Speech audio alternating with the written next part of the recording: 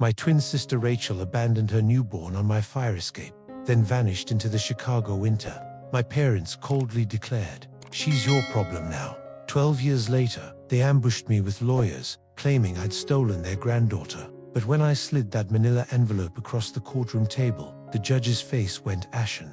"Do they know what you've uncovered?" he whispered. I simply smiled and prepared to destroy them all.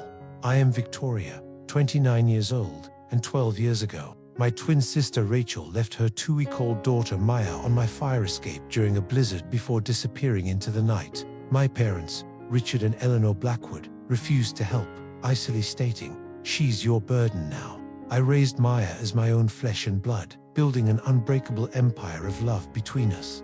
Then Rachel returned with our parents, wielding custody, papers like weapons, claiming I'd deliberately kept them from their rightful granddaughter. Today in court, I handed the judge evidence that would incinerate their lies. Before Maya crashed into my world like a beautiful hurricane, my life was meticulously planned. I was working as an emergency room physician at Northwestern Memorial, had just accepted a promotion to department chief, and was engaged to David, a successful corporate lawyer I'd met at medical school. We'd bought a penthouse overlooking Lake Michigan and were planning our wedding for the following spring. That pristine existence shattered on a December night that would haunt me forever. I'd just finished a brutal 18-hour shift, dealing with 3 cardiac arrests and a multi-accident. Exhausted, I dragged myself up for flights to my apartment, dreaming of nothing but sleep. At 2:17 a.m., a sound pierced through the howling wind, not the usual city noise, but something primal that made my blood freeze. A baby's cry.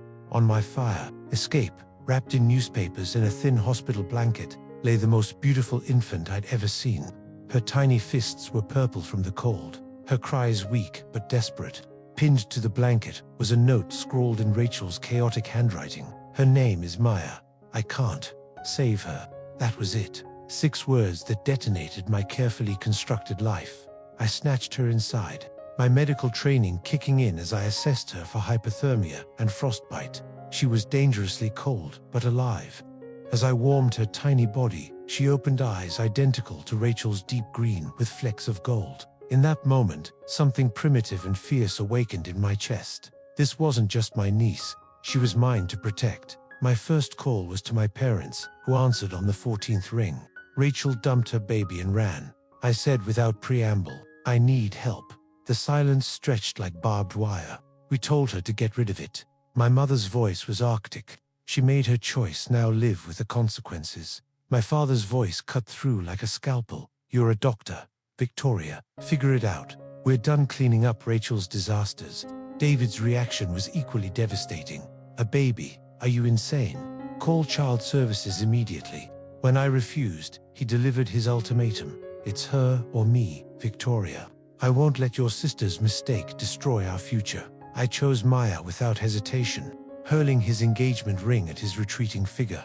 The first year was a gladiatorial arena of sleepless nights, career sacrifices, and financial hemorrhaging. I reduced my hours to part-time, hired a nanny, and watched my promotion evaporate. Maya had colic, reflux, and a stubbornness that could move mountains. But every smile, every tiny hand that gripped my finger, every Mama Vic cemented our bond deeper than DNA ever could. I hired private investigators to hunt for Rachel, spending thousands I couldn't afford. The trail led to Seattle, then Los Angeles, then nothing. She'd vanished like smoke, leaving only her daughter's laughter echoing through my empty apartment. Years crystallized into a rhythm of pure devotion. Maya grew into a brilliant, fierce child with Rachel's artistic soul, but my relentless determination. She painted masterpieces that covered our refrigerator, asked questions that challenged my understanding of the universe, and loved with an intensity that took my breath away. I attended every school play, parent-teacher conference, and soccer game. We were an unbreakable fortress of 2. My parents materialized sporadically like toxic ghosts, offering criticism disguised as concern. "You're spoiling her," my mother would sniff, watching Maya create elaborate blanket forts. Children need structure, not indulgence. They'd bring inappropriate gift designer clothes for a child who preferred paint-stained overalls, classical music lessons for a girl who lived for rock concerts. They tolerated Maya but never truly saw her. Everything changed when Maya turned 11. The phone rang during her birthday party, a small affair with her 3 best friends and homemade cake. An unknown number flashed on the screen. Victoria, it's Rachel. My heart stopped. After 11 years, my sister's voice sounded polished, confident, nothing like the broken girl who'd fled that December night. I'm in Chicago, she continued. I'd like to see Maya, and you, of course. The audacity stole my breath. We met at a downtown cafe the next day, Maya safely at school. The woman who walked through the door bore little resemblance to my twin. Rachel wore an expensive suit, carried a designer handbag, and radiated success. Her hair was professionally styled, her makeup flawless. You look shocked, she said, sliding into the booth across from me. I suppose I've changed. She spun a tale of redemption, rehab, therapy, college, and marriage to Marcus, a tech entrepreneur worth millions. They lived in Malibu now, she explained, in a house with an ocean view and staff. No children of their own, of course. I want her back, Rachel said, without preamble. I'm ready to be Maya's mother now. I can give her everything: private schools, travel, opportunities you could never afford on a doctor's salary. The words hit like physical blows. I am her mother, I said quietly. I've been her mother for 11 years while you played house in California. Biologically, she's mine, Rachel countered. And Marcus and I can provide stability. A real family with 2 parents. She paused, delivering the killing blow. I've already consulted attorneys. Biological parents have rights. Victoria, don't make this ugly. The meeting with my parents was an ambush orchestrated with military precision. They invited Maya and me for Sunday dinners, something they'd done perhaps 5 times in 11 years. When we arrived, Rachel and Marcus were already seated at the dining table, like returning royalty. My parents fawned over Rachel, praising her recovery, her marriage, her success. It's time for Maya to be with her real mother, my father announced. Over dessert, his voice carrying the authority that had terrorized my childhood. Maya's fork clattered against her plate, confusion clouding her features. But Mama Vic is my real mom, she whispered. Blood is thicker than water, my mother replied coldly. Rachel can give you things Victoria never could. The custody papers arrived like a declaration of war. Rachel was petitioning for full custody, claiming I'd manipulated the situation to alienate Maya from her biological family. My parents had signed affidavits supporting her claim, painting me as controlling and manipulative. The betrayal burned. Like acid in my veins, I emptied my savings to hire Catherine Morrison, Chicago's most ruthless family attorney. Her reputation for demolishing opposing cases was legendary. This won't be easy, she warned. Biological parents have significant advantages, but we have time and stability on our side.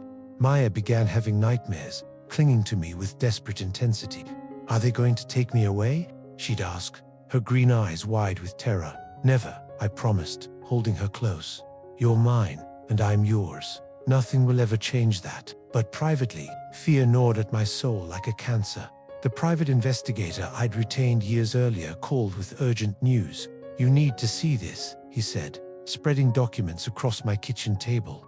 Rachel and her husband haven't been entirely truthful about their motivations. The papers revealed a web of financial desperation. Marcus's company was hemorrhaging money. Their Malibu house was in foreclosure, and they were drowning in debt. But the real bombshell was deeper in the file. Your sister has been searching for Maya's biological father, the investigator continued. She found him 6 months ago. He's Brandon Walsh, heir to a pharmaceutical fortune. His grandfather died last year, leaving him a trust worth $50 million. The pieces clicked into place with sickening clarity. This wasn't about love or family, it was about money. There's more, he continued. I have documentation showing your parents have been in contact with Rachel for over 3 years. They've been planning this reunion while maintaining the facade of distance. The betrayal was complete. My own family had orchestrated this attack while watching me struggle alone for years. The courtroom felt like a coliseum, where gladiators faced death. Rachel wore a demure blue dress that screamed devoted mother, while Marcus projected success in his tailored suit. My parents sat behind them like loyal generals, supporting their chosen daughter. The judge, Honorable Patricia Chen, was known for her no-nonsense approach to family law. Rachel testified first, weaving a masterful tale of youthful mistakes and hard-won redemption. She described her addiction, her recovery, her marriage to Marcus, and their desperate desire to be the parents Maya deserved. Tears flowed at precisely the right moments as she painted herself as the victim of circumstances beyond her control. Marcus followed, describing their oceanfront home, the private school they'd selected, and the college fund already established for Maya. "We can give her opportunities Victoria never could," he said smoothly. "Stability, travel, culture, everything a child deserves." My parents' testimony was a surgical strike against my character. They portrayed me as obsessive, controlling, and deliberately alienating Maya from her real family. "Victoria has always been stubborn," my mother said with practiced sadness. "Once she decided Maya was hers, she shut out everyone else. We tried to be involved grandparents, but she made it impossible." My father painted a picture of repeated attempts at connection, all supposedly blocked by my selfishness. When Rachel's attorney cross-examined me, he attacked like a shark scenting blood. "Isn't it true you've never married, leaving Maya without a father figure?